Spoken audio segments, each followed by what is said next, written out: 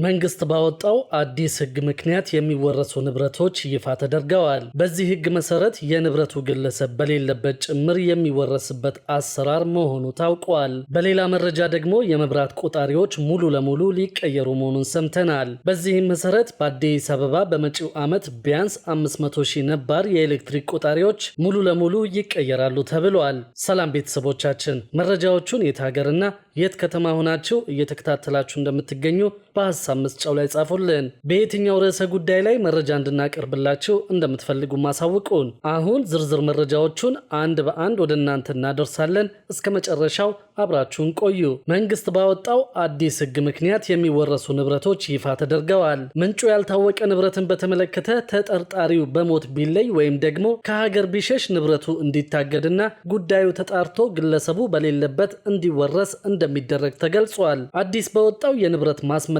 አዋጅ መሰረት በጥፋተኝነት ላይ ያልተመሰረተ የንብረት ማስመለስን እንደሚያካትት የተገለጸ ሲሆን ይህም ተጠርጣሪው በሞት ቢለይ ወይም ከሀገር ቢሸሽ ንብረቱ እንዲሁ የሚቀር ሳይሆን ጉዳዩ እንዲታገድና ተጣርቶ ግለሰቡ በሌለበትም ይወረሳል ያለው ፍትህ ሚኒስቴር ነው። የጸደቀው የንብረት ማስመለስ አዋጅ ተፈጻሚ ሲሆንም ምክንያታዊ ያልሆኑ ክሶች እንዳይመጡ ተጠርጣሪው ግለሰብ ስለ ጉዳዩ ቀርቦ እንዲያስረዳ እድል የሚሰጥና በፍርድ ቤት ትዕዛዝ ብቻ ተፈጻሚ የሚሆን ነው። እንደ ሚኒስቴሩ ከሆነ አዋጁ በህገ ወጥ መንገድ በወንጀል የተገኘ ንብረትን በአግባቡ በማስመለስ የሀገርንና የህዝብን ሀብት ከወንጀል ለመጠበቅ ሲባል እንዲጸድቅ መደረጉን የተሰማው። የማይመለስ ጉዳት ማለትም ንብረቱ ከሀገር ሊሸሽና ሌሎች ተመሳሳይ ጉዳት ደርሶ ከሆነ ያለ ፍርድ ቤት ትዕዛዝ ጊዜያዊ እግድ በፍትህ ሚኒስቴር በኩል ይሰጥበታል። በቅርቡ የጸደቀው የንብረት ማስመለስ አዋጅ ሌሎች ጉዳዮችንም ማካተቱን ለማየት ችለናል። በዚሁ የንብረት ማስመለስ አዋጅ ላይ በግልጽ እንደሰፈረው ከሆነ አንድ ሰው የትኛውንም ንብረት ከመግዛቱ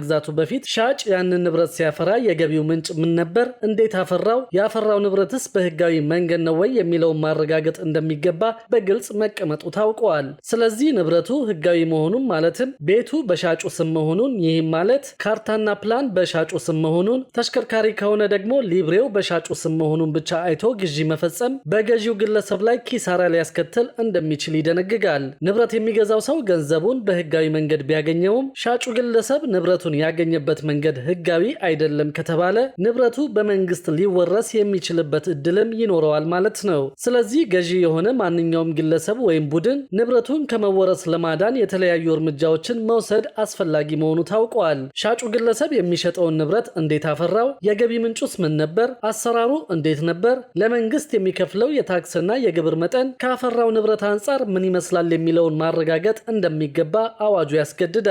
ገዢው ግለሰብም ይህንን አረጋግጦ መግዛት ግዴታው ይሆናል ማለት ነው። ካልሆነ ግን በሻጩ ችግር ምክንያት ንብረቱን የገዛው ግለሰብ ንብረቱ በመንግስት እንደሚወረስ በህጉ ላይ በግልጽ ተቀምጧል። አንዳንዶች ግን ይህ ህግ የወጣው መንግስት የሚፈልጋቸውን ሰዎች ኢላማ አድርጎ ንብረታቸውን ለመንጠቅ ነው በማለት እየተቹ ይገኛሉ። በሌላ መረጃ ደግሞ የመብራት ቆጣሪዎች ሙሉ ለሙሉ ሊቀየሩ መሆኑን ሰምተናል። በዚህም መሰረት በአዲስ አበባ በመጪው ዓመት ቢያንስ 500,000 ነባር የኤሌክትሪክ ቆጣሪዎች ይቀየራሉ ተብሏል። ነባሮቹ ቆጣሪዎች በሂደትም ሙሉ ለሙሉ በዘመናዊ ቆጣሪዎች እንደሚተኩም ተነግሯል።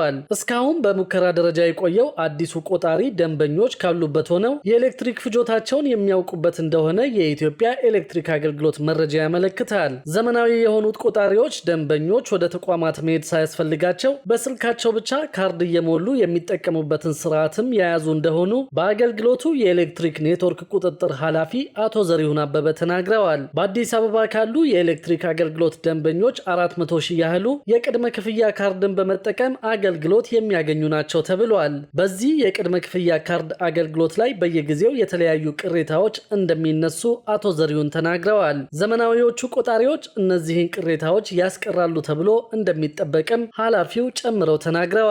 በሌላ መረጃ ደግሞ ልማት ባንክ ከ24 ቢሊዮን ብር በላይ የብድር ክምችት ማሰባሰቡን አስታውቋል። የኢትዮጵያ ልማት ባንክ በ2017 በጀት ዓመት የሥራ አፈጻጸም ግምገማ ወቅት ከ24 ቢሊዮን ብር በላይ የብድር ክምችት ማሰባሰቡን ይፋ አድርጓል። ይህ ባንኩ ለተለያዩ ፕሮጀክቶች አበድሮ የነበረውን ገንዘብ ከባለዕዳዎች መልሶ የሰበሰበው መጠን አፈጻጸም ከታለመለት ግብ በ5 በመቶ ብልጫ ያለው ሲሆን ከባለፈው ዓመት ተመሳሳይ ወቅት ጋር ሲነጻጸር ደግሞ የ51.6 በመቶ እድገት ማሳየቱ ተገልጿል። የባንኩ ዋና ትኩረት ለኢንዱስትሪ፣ ለግብርናና ለሌሎች ቁልፍ የኢኮኖሚ ዘርፎች የፋይናንስ ድጋፍ ማድረግ ለማድረግ እንደሆነ ይታወቃል። በሌላ መረጃ ደግሞ በውጭ ሀገራት ለስራ የሚጓዙ ዜጎችን የሚያግዝ ለመንገዴ የተሰኘ መተግበሪያ ይፋ ተደርጓል። የስራና ክህሎት ሚኒስቴር ከዓለም የስራ ድርጅት ጋር በመተባበር በውጭ ሀገራት ለስራ የሚጓዙ ዜጎችን የሚያግዝ ለመንገዴ የተሰኘ የቴሌብር መተግበሪያ ማልማቱን አስታውቋል። ይህ መተግበሪያ ዜጎች ስለ ውጭ ሀገር የስራ ስምሪት መረጃ የሚያገኙበትና መዳረሻ ሀገራት በሚኖራቸው ቆይታ ችግር ቢያጋጥማቸው ሪፖርት የሚያደርጉበት መሆኑ ተገልጿል። መተግበሪያው የሚኖረው አስተዋጽኦ ከፍተኛ መሆኑ የተገለጸ ሲሆን ኢትዮጵያ እየተከተለች ያለችውን የዲጂታል ስርዓት አንዱ አካል ነው ተብሏል። የዓለም የስራ ድርጅት የኢትዮጵያ ዳይሬክተር የሆኑት ኩምቡላ ዳባ ባደረጉት ንግግር መተግበሪያው መልከ ብዙ የሆነ አስተዋጽኦ እንደሚኖረው ገልጸዋል። አክለውም የዓለም የስራ ድርጅት ለስራና ክህሎት ሚኒስቴር እገዛ እንደሚያደርግ ተናግረዋል። የስራና ክህሎት ሚኒስቴር አማካሪ የሆኑት ወይዘሮ ነቢያ መሐመድ በበኩላቸው ሚኒስቴር መስሪያ ቤቱ የውጭ ሀገር የስራ ስምሪቱን ለማሻሻል እየሰራ እንደሚገኝ ገልጸዋል።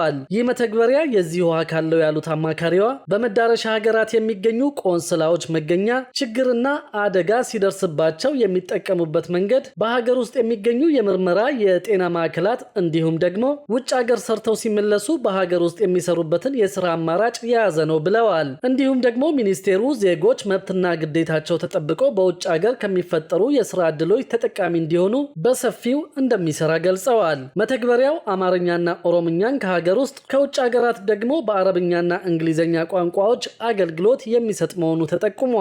በሌላ በኩል ደግሞ ግንባታ ከጀመሩ በኋላ ዲዛይናቸውን ለሚቀይሩ ህንፃዎች አዲስ አሰራር ተግባራዊ እየተደረገ እንደሚገኝ ሰምተናል።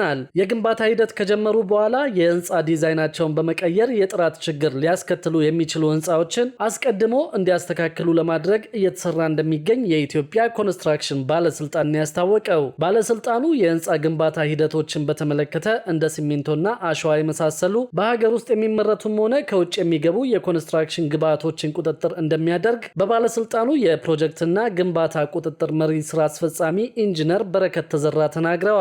በዚህም መሰረት ከውጭ የሚገቡ ግብዓቶች ዓለም አቀፉንና የሀገሪቱን ስታንዳርድ ማሟላታቸው ተረጋግጦ እንዲገቡ ከፍተኛ ጥረት ይደረጋል ብለዋል። በተመሳሳይ በሀገር ውስጥ ያሉትንም አምራች ኢንዱስትሪዎች ላይ በመሄድ እየሰሩበት ስላለው አግባብ በየጊዜው ክትትል እንደሚደረግ አንስተዋል። በዚህ ሂደትም አንዳንድ የህንፃ ባለቤቶች ፈቃድ ከተሰጣቸው ውጭ የሚገነቡና እንዲሰሩበት ያስመዘገቡትን የህንፃ ዲዛይን ለመቀየር የሚሞክሩ መኖራቸውን ገልጸዋል። በመሆኑም የህንፃ ዲዛይን ሲሰራ በግለሰቡ ፍላጎት ብቻ ሳይሆን ለተቋሙ ሊያገለግል በሚችልበት አግባብ ተጠንቶ እንደሚካሄድ ነው የገለጹት። ይህንን ታሳቢ ተደርጎ እንዲሰራ የሚያደርግ አሰራርም በቅርቡ በፕላንና ልማት ሚኒስቴር በኩል መጽደቁን ገልጸዋል። ህንፃው ሲጀመር ከታለመለት ዓላማ ውጭ አሳማኝ ባልሆነ ምክንያት ዲዛይን መቀየር የጥራት ችግርና በዘርፉ ላይም የራሱን የቻለ ጉድለት የሚያመጣ ስለሚሆን ክትትል እንደሚደረግበት መሪ ስራ አስፈጻሚው ገልጸዋል። በዚህም መሰረት ባለስልጣኑ ህንፃው ከመጀመሩ አስቀድሞ በትክክልና በተቀመጠለት የአሰራር ሁኔታ እንዲገነባ ለማስቻል እየሰራበት እንደሚገኝ አስታውቀዋል።